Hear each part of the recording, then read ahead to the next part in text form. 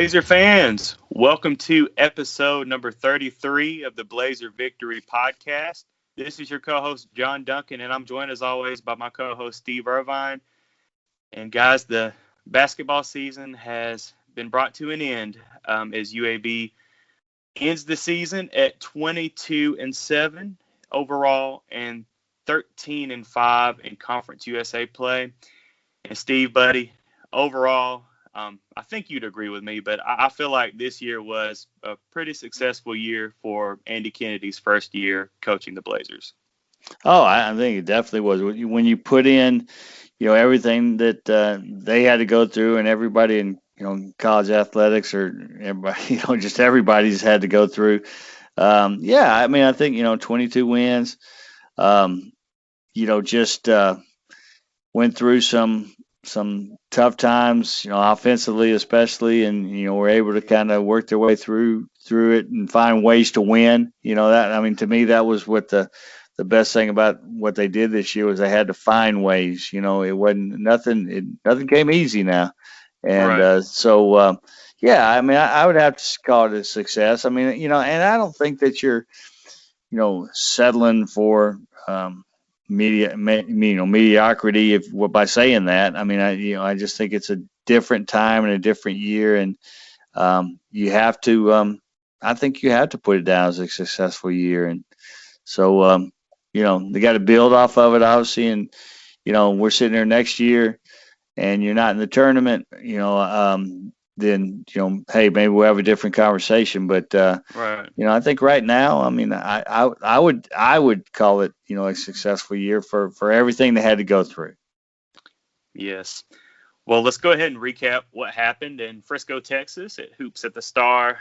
UAB advanced from the quarterfinals, beating Rice 73-60, and then unfortunately would lose to Western Kentucky 64-60 in the semifinals. But real quick on that Rice game, Mike Ertl, 22 points, 8 of 17 from the field, 2 of 3 from the free throw line. I felt Kasim Nicholson had a really good game, having 9 rebounds, 5 of those, importantly, offensive rebounds. But I feel like UAB shot the ball, especially early on, really well. They ended up kind of cooling off, just shooting 44.1% from the field, 35.7% from the three-point line. Was able to force Rice into 13 turnovers. But the big stat of the day was just rebounding. UAB was out-rebounded Rice by 15, 40-25. And that was with Rice shooting 50% beyond the three-point line. And we'll talk a little bit about the Western Kentucky game, too, where Western Kentucky also shot the ball 50% beyond the three-point line. But I felt UAB did a good job against Rice. And, we talked about before, UAB faced Rice earlier in the season and swept them, but Rice was without their best player, Evie. And, Rice definitely came to play in the quarterfinals.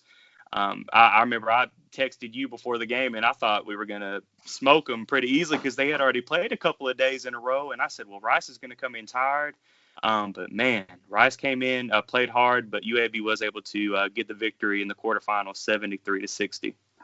Yeah, and, I think the biggest thing about that game that I liked and to me that jumped out was, you can take all the numbers and they mean something, especially the rebounding and different things. But the best part about it to me was, you fall down by 4 with, Yes. 3 or 4 minutes left, 5 minutes left, whatever it was. And, everybody's, kind of panicking a little bit and thinking, oh boy, this is it. And maybe it's just not meant to be. And just the response to falling down by 4 that they had, and the way they finished the game was tremendous, and I Yes. think that's such a thing that kind of experience to me is what you build on, in the future, just, seeing in a do or die situation, being in that situation and just bowing up and saying, no, it's, it kind of happened.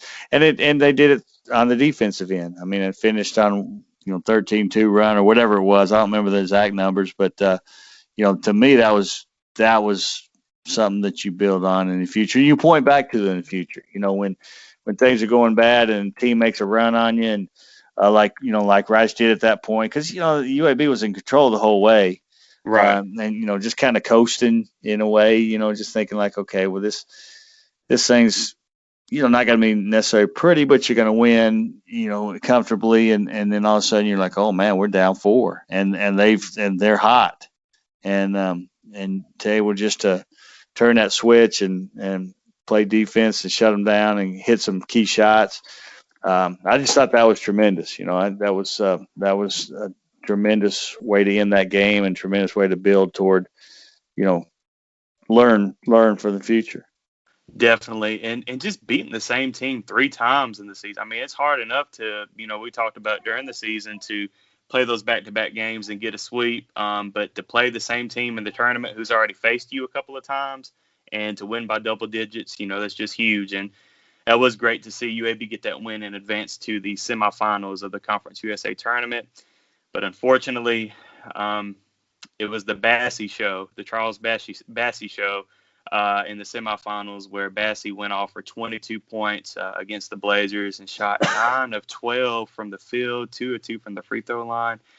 I mean, and to be honest, I thought Trey Jemison did a pretty decent job the most of the game. It's just when a guy like that, who is definitely going to play in the NBA, like when he's a big inside and he can shoot those 3-point shots, and just, man, it's just hard to defend against a guy like that. But, especially, and we're going to talk about this in a little bit, but we've got to get somebody that can play behind Jemison, because when Jemison was out of the game, I just felt like UAB had no answer for Western Kentucky. Yeah, and no doubt. I mean, they just don't have anybody right now that can come in and keep that same defense up. And and I think that in a way, Jemison can't, without the depth there, can't play not as hard. Hard's the wrong word, but just really maybe try to make some stops or defensive plays. He might back off a little bit because, hey, I got 3 fouls, and instead if you got a couple or 3 guys down there, that's a lot of fouls to give, and right now you don't have a lot of fouls to give, and so it's going to be key moving on that there's some more some bigger guys. I think Ronji Gordon's going to be a contributor. I mean, I think he had some moments this year, and I think he's going to be okay, but he's certainly not ready right now to the challenge of guarding Bassey. So that's going to be and he's more he's not a post player either, really. I mean, he's a power forward type guy, and he's going to get down there and make some plays. And like I say, I think he's going to be a good player before he's done. But you need at least one more post guy that's a true post player, and the coaching staff knows that. They know a heck of a lot more than we do, and they're searching for those guys, I'm sure, or that guy at least, and but that jumps out from that game. No doubt that you need some more depth down there. Yeah, and I don't even think, I could be wrong, but I don't even think Ronji Gordon played at all against Western Kentucky in the semifinals. I believe, when Jemison came out, Kennedy would put Simeon Kirkland in. Yeah, he did okay, but I mean, I don't know. Western Kentucky especially that second half, outscoring UAB 33-26, out rebounding UAB barely 32-31, but just those 3-point shots, Western Kentucky shooting 50% beyond the 3. And I remember at one point late in the second half, where UAB had cut it to, I think it was 1, but then I think Western Kentucky there was a ball on the floor, a loose ball, and Western Kentucky dove for it and got it, and somehow just got it to the open 3-point shooter, and the guy nailed a 3. Mm-hmm. And it's just moments like that, man. UAB was so close in this game, and late in the game there, when Ertl had a couple of back-to-back steals and hitting shots, and came down and took a 3 with I know it's probably less than 2 minutes left that would have given them the lead, and I thought it was a good shot. I mean, he was hot, and Yeah, man, if you he hit, can't fault him for taking it. Yeah, I know no, some but people are like, "Why don't you take it inside and tie it up instead of going for a yeah, but if three?" he But if he hits that, man, if he oh yeah, hits that, you're up one, and all of a sudden they're really tight, you right. know. And Hmm. so I think personally, I love the shot. I hate that it didn't go down, but I love the shot, and I love the um, kind of the willingness or the demanding to take that shot. I mean, he took over. I Oh yeah, mean, Ertl down the stretch well, Ertl in both games was really good, but he took over there late, and like I said, had a couple back-to-back steals there, and um, man, just if that shot goes down, it's one of those things that I've always loved. I always thought about this in games that are close like that. Is I always look at the what if. What if that shot would have went down? How tight would they have been? That type of thing. Would Western been able to just calmly answer it? I mean, I don't know. Would have loved to seen it go down to see. Maybe they would have answered. Maybe they'd have been fine. But um, yeah, just right there, and just couldn't get over that hump. And Bassie had a couple really nice blocks late in the game too, and yeah. that helped help their cause. And so, hey, great game. Certainly no disgrace to lose to those guys in that way. You hate it. You want to move on, but played them tough, and just couldn't quite get over that hump. Right, and played them tough to the end. I mean, because there was a point, I think Western Kentucky got up by 9 points late in the game, Hmm. but UAB fought and clawed back to get it down to, like I said, one, and then ended up losing by four. But definitely something for Andy Kennedy and the team to build on going into the 21 and 22 season. But yeah, I think Trey Jemison said it best on Twitter when for the championship game. For those that don't know, Western Kentucky lost to North Texas, and North Texas will be in the NCAA tournament. Uh, it just made him sick. I think that was his tweet. Yeah. It made me sick because it's like, you almost beat Western Kentucky, and let's face it. I mean, North Texas fans are going to hate to hear this, but UAB would have beat North Texas. I have no Nah, doubt. I don't know about that. Nah, I don't We know. just beat them. We just beat them twice in their place. So I Yeah, have. but that means nothing. I mean, doesn't mean nothing. It means nothing is the wrong way to put it. Um, it's a whole different game. And I will say this: I Yeah. really thought that uh, North Texas is. Well, I don't think there's any doubt. North Texas's best half of basketball was the last half of that weekend against UAB.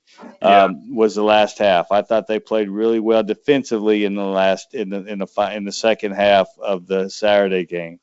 Um, would that have given them some momentum in facing UAB? Maybe. Did they figure out some things on how to defend UAB or what they needed to do to play UAB? Maybe. So I don't know that. I mean, yeah. I mean, hey, the truth is UAB swept them on their home floor in a big weekend, in a weekend that was that meant something for both teams. So they legit, they legit can have that feeling like, man, it should have been us, no doubt. Yeah. But I don't think that what happened that weekend necessarily means that the championship game would have been the same thing. It would have been different, a little, it would have been different, but I still think UAB could have won it and would have been the favorite. I mean, there's no doubt UAB would have been that favorite going into that game. Yeah. But hey, shoulda, woulda, what if, those Yeah. really don't mean a whole lot. Doesn't mean a whole lot. I think that I I'm just glad personally. I like that North Texas is there, from the sense of if it can't be UAB, from the sense of What happened last year? what Or happened last year, yeah. and from the sense of I just can't root for Rick Stansbury. Oh no, Um, no, me either. I just can't. I just can't. I'm he sorry, I can't can't. pay he can't pay me enough money No, to do no. that. Well, he probably try, but But and hey, I don't have any proof of him being No, we're cheating or just anything like that. It's just no. kind of fun. But Right. I'm not a big Rick Stansbury fan. But I mean, he can build good teams. But you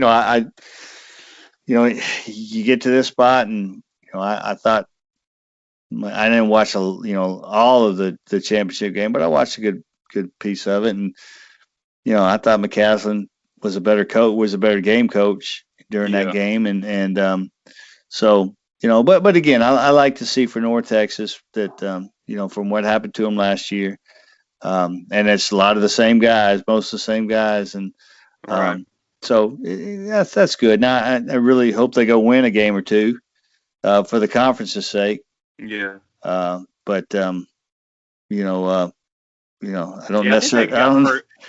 I don't necessarily want the Conference USA representative in the NIT to win a game. So Oh no, yeah, La Tech or Western yeah, Kentucky. that's just me. But Same here, buddy. yeah, Same here. but no, I do hope that North Texas goes and makes a statement for the conference, and I think they've got a winnable game, and I think Purdue's a solid team. Matt Payne, great coach. Hmm. So we'll see. It'll be fun to watch. Shoot, and if they win that, I think they'd get the winner of Villanova and Winthrop, and I believe Villanova's without one of their best players for the rest of the year. So if they can find a way to beat Purdue, then they can definitely have a shot at beating either Villanova or Winthrop to go to the Sweet 16. So I guess we'll definitely be pulling for the Mean Green for the conference's sake, I guess. Yeah, yeah. I mean, I think so. And and even if it would have been Western in there, I would have liked to see them win in that case. Because I do think it helps the conference. Um, you know, it helps when their representative goes in and plays well, and I think Right. even though obviously the perception of it, I mean, you've had some wins there, hadn't really helped on Pairings Day, Nope. since those, but still, I think it's good for the conference for their representative to go in and and have success. Yes. Well, unfortunately, UAB did not make the NCAA tournament or the NIT. They were one of the last four teams out, which, as somebody on Twitter mentioned, I didn't even know they did the last four out on the NIT like they do the NCAA. But Yeah, UAB was unfortunately one of the last four out. And the only other postseason tournament going on is the CBI. And of course, UAB is not playing in that tournament either. So UAB does end their season 22-7 and 13-5 in Conference USA play, finishing second in the West Division. Just some notes before we talk about what we think UAB needs to do to improve going into next season. But UAB did have the most wins in Conference USA play, 13 wins. They had the most Conference USA series sweeps with 5. They had the 22 wins by Andy Kennedy was the most wins by a head coach in his first year at UAB. So great for Andy Kennedy. Defense, they finished 5th in the country in scoring defense, just giving up 60 points per game. They finished 3rd in the country in turnover margin, going plus 5.4. And also was the first time in UAB history that they had 2 members of the conference all defensive team. So good for UAB.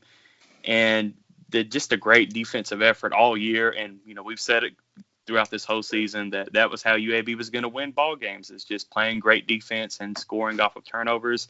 And that led UAB to get 22 wins. So, overall, good job for UAB. No postseason play, but just, I don't know. UAB had a good year. You go back to supposed to play at Kentucky. That game got scrapped. We're supposed to have Georgia Tech come to Bartow. That game got scrapped. You look at a couple losses, the Chattanooga loss, 69-66. If we would have had Quan Jackson play the whole game, does UAB lose that game? Maybe not. The Charlotte game, well, that game was stupid, 70-55. But, the La Tech series, that second game, UAB could have won. There's a bunch of games. UAB could very well won 25 games. this year. But hey, 22 games. The old days, if you got at least 20 wins, you'd at least make the NIT or some type of postseason. Yeah, So getting it's a different time now, though. I mean, it I is. mean, look at Belmont. I mean, Belmont wins 26 Oh, games and they can't got. find a way in the NIT. And But yeah, Mississippi State can a team that went what 12-11. They can make the see that's yeah, insane. and that's what I just don't. I mean, I know a lot of people. You're going to point to the schedule and you're going to point to the whatever that's called, the The whatever net those net rankings or whatever. rankings and all that. And um, and I understand those, and I'm not saying those aren't needed, but you win 26 games. I'm not. I don't think they were necessarily an NCAA team with the schedule, but certainly find a spot in the NIT for them. Right. I mean, you win 26 games, in a crazy time like this, and you belong at least to play in the NIT. Right. And the thing too with the NIT, and in my opinion, one thing that you need to look at a little bit when you're picking that field is find teams that want to be there. Yes. And I know that the people you know that like the bigger conferences, the SECs, and with those other conferences Right. I got to say, well, they don't play a schedule, and no, that's ridiculous. But I mean, to me, find some teams that want to be there, and not all of them. I mean, don't just go out and try to find teams that would be excited to be in the NIT. But that team won 26 games. They at least belong to find a spot in the NIT, and obviously for them and for UAB and some others, it's unfortunately this was a year they decided to pair it to 16. I mean, if it's 32, UAB still playing, Belmont's still Yeah. playing. Um, Hmm. and that's unfortunate, but I understand why they did it with just, with everything going on. I think it's a good move they went to 16 this year, but it's unfortunate, for teams that, Yeah. are last four in, last four out. I mean, so, yeah, I mean, it's a shame, but that's, hey, it is what it is. I mean, you learn from it. You learn ways that you learn ways to schedule that might help you out next time. And I'm not just talking about UAB. I'm talking about in general. You learn Right. ways to schedule. You go back and you look at what you could have done to make yourself more attractive. Beating, like for UAB's case, like you just said, beating Chattanooga. Unfortunately, you didn't get the chance to play Kentucky and Georgia Tech. Hey, if they get the chance to play Kentucky and Georgia Tech and win both those games, then they're in Oh one yeah, of they're those in. tournaments. They're in the Yep. NIT. And Hmm. and at least split with Louisiana Tech. Because that's the thing is when you're when you're basically going head to head against Louisiana Tech for that's one of those spots probably at least in the conversation. If they swept you, well that automatically moves them ahead. You know, Yep. if you swept, I mean if you split, then they have to take a little closer look at both of you, and say okay, well who is the team? So I mean, again, you just got to look at ways that you got to look in the mirror, and you can't point a lot of fingers about, well, they didn't do this and they robbed us and all this kind of stuff.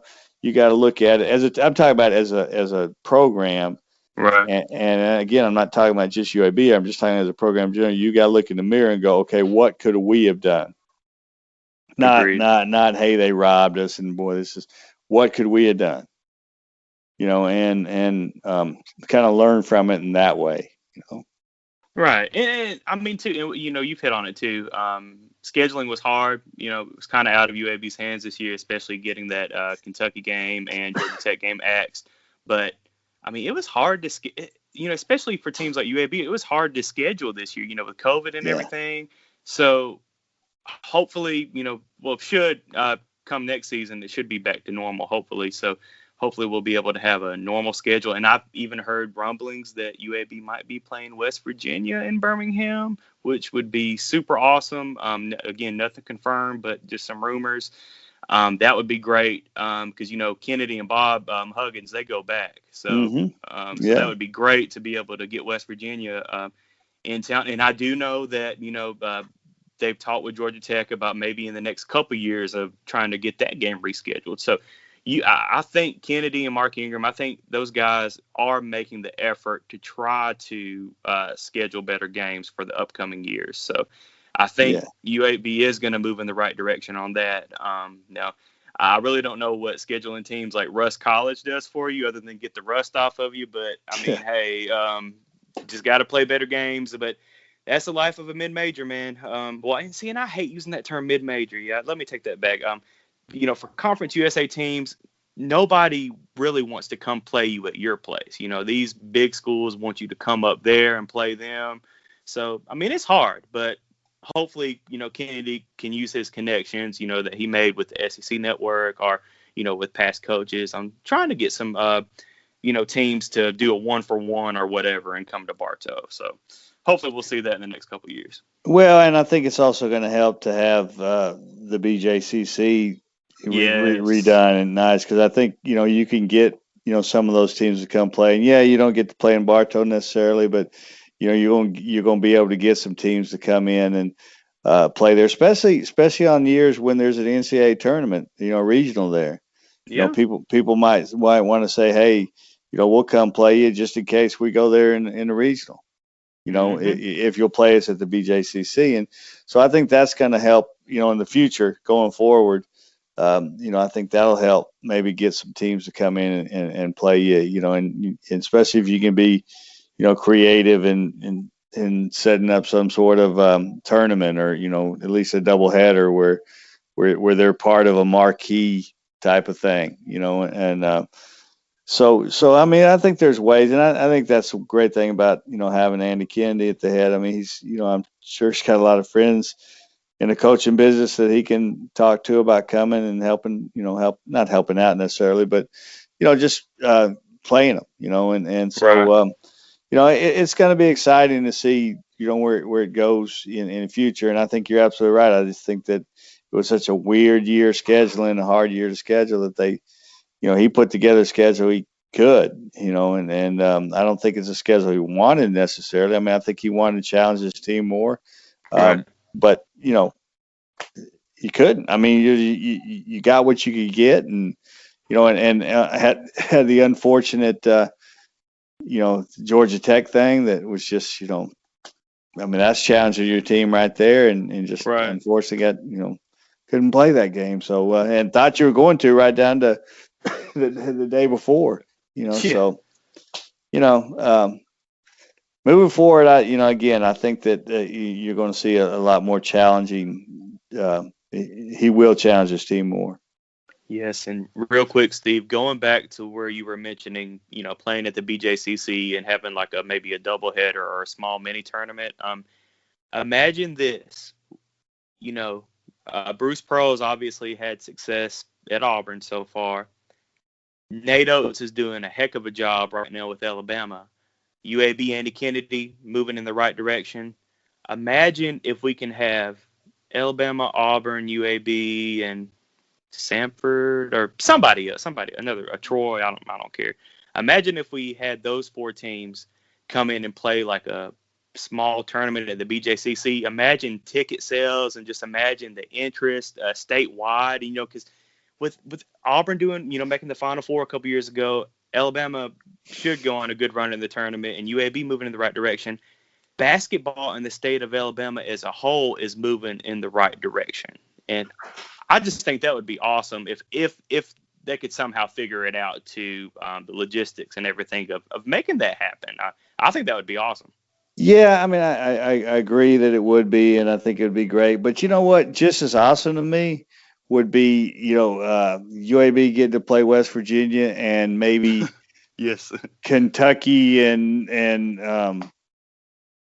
Texas come in and play, or Kentucky and Duke, or I mean, to me, it doesn't. I don't think we should limit ourselves to thinking like basketball is only played within within Alabama. I mean, I think that one thing that with the BJCC rebuilding and making it a top place once again is bring some good basketball. To bring four good teams in there and let them play. They don't have to be in the state of Alabama, in my Yeah. opinion. I think that I agree with you that that's kind of cool to do that, but just bring if you bring a marquee team in to play UAB and then a marquee game with it, no matter who that marquee, no matter where that team's from, again, it could be, Right.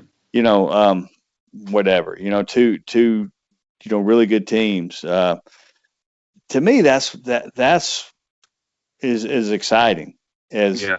as seeing. I don't know. I mean, I'm not gonna say it. It would be, it would, but I just think that what I'm excited about is the fact that with that building is going to really maybe be able to bring something like that in, and and I'm not discounting trying to get teams into Bartow also. Now, No. Yeah. that's your home, that's your home court, and Right. bring a Georgia Tech in there, bring a You remember a couple years ago when we beat North Carolina in there too. it's So I mean, tremendous atmosphere, yes. Butler's coming there, and Yeah. Oklahoma State's coming there, and Mm-hmm. so you're talking about some pretty good programs, it's pretty traditionally good programs. So I think that you're I think you'll be able to see some of that stuff in moving forward, and of course right now the main thing is building the program to the point where you can compete in those games, Right. and I think Andy Kennedy's well on his way to doing that, even though there's a lot of steps ahead. Yes, and quickly going back to my point, and I'll just leave it at this too, is there's an old saying that it takes two to tango. So we'll leave that there too, is that we would have to have no all doubt. parties involved. Yeah. No But doubt. let's go ahead and move and talk about what UAB needs to do moving forward to the 21-22 season, just to improve and get better. I don't know if you were able to catch the post game of the Western Kentucky game with Ron Cross came on and talked because Kennedy had other duties with the media and Conference USA. But basically, Ron was saying that they're going to number one, they're going to look to develop the players that they already have for next year. So that's going to be the main focus. But two, they're going to look into the transfer portal. They're going to look and see if there's anybody that would appeal to that would be a good fit for UAB in the transfer portal. So that's going to be interesting to see, if UAB can pull in a big or pull in a very good perimeter shooter, which definitely UAB needs that. But I would even suggest, maybe even look into the JUCO route and see if there's a, JUCO player that we can get that can come in right away and, make an impact for UAB. Especially, we mentioned earlier that we definitely need somebody behind Jemison, a big guy, to, just help on the inside. But definitely there's no debating UAB needs better perimeter shooting. So we've got to find another guy that can shoot the ball beyond the 3-point line well. It was great these last few games, or last couple weeks, seeing Ertl kind of find his game back with his perimeter shooting, which, we thought all along when he came from ULM that he was going to bring that immediately. And Unfortunately, we didn't see that throughout the whole season, but it was great seeing that later on in the season, the last couple weeks. But we definitely need some more guys that are capable. And I'm not saying anybody that's on the roster currently isn't capable. Jalen Benjamin's capable. So I don't know, but we definitely need to get better perimeter shooting. No, I think there's no doubt, and I think to look in the transfer portal is good, look in junior college is good, but one thing you have to be careful with here, and I'm not telling them they don't. I mean, they know a lot more about building a roster than I do, but you're pretty experience heavy right now, and I would be a little hesitant bringing in too many older guys because the season doesn't end. The college basketball doesn't end after next season. So Right. I mean, you got to be careful to build for the next step, and to not look past it, the future past that too. I mean, you got, Ertl, who, will have only one more year, obviously, and Lovin's going to be a senior next year, and with Quan Jackson, obviously has one more year, and so, and Jemison will be a senior next year. So I just I wouldn't get too caught up looking at only that, because you got to build for your future too. You got to get some young guys in there. Right. But the bottom line is you got to find some guys that can shoot. Some at least one, two really consistent guys that can really shoot. Really fill it up from the outside and build some depth inside, and just kind of find. You got to find the right fit, whoever they are. So you can't just go in and say, man, I'm gonna look here and ignore a young guy that can do that too. So it'll be interesting. I think I'm going to be interested to see just kind of what they do with their guys that are are coming back. Whether some of them move on, and I mean I don't know. I mean I don't know what's going to happen, but it'll be kind of an intriguing thing to watch over the next few weeks, few months, whatever it takes to fill these spots and go forward. But I tell you what, if you can find some shooters and if you can, if Ertl, if this really jump started Ertl into being a big time shooter or again, Look out. Yeah. I mean, look out with what you've Right. already established on the defensive end, because they've already established they can win games on the defensive end, and that's not going to change. Right. That's not going to go away. Right.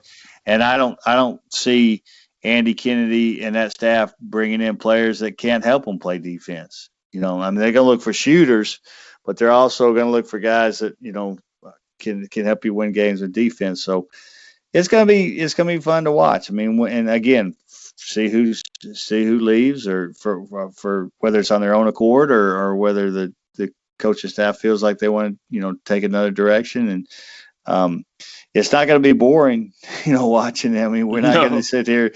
They're not going to just stand pat and go, okay, we my team's on the floor type thing. It'll be fun to watch. Yes, and definitely looking forward to seeing how our Blazers do next year for the 2021-2022 season. But again, good season for UAB, 22-7, finished second in the Conference USA West Division, 13-5 overall in Conference USA play. But yeah, we'll see what happens next season with our UAB Blazers. Also, guys, football spring practice is underway. Um, Definitely excited to see how the football team looks this spring. And we'll be back for a spring episode with you guys. I don't know if it'll be next week, but just stay tuned. Make sure you're subscribed to our podcast on either Apple Podcasts, Spotify, iHeartRadio, a bunch of different platforms that you can subscribe. But just make sure you're subscribed to us, so it just saves you the time. That way, when an episode drops, it goes automatically to your phone to where you don't have to go find it and download it and all that. But also make sure and give us a follow on Twitter at twitter.com/blazerpod, and just help us spread the word about this podcast. But we'll see you guys next time. But be safe out there, and hope you guys have a great week. Go Blazers.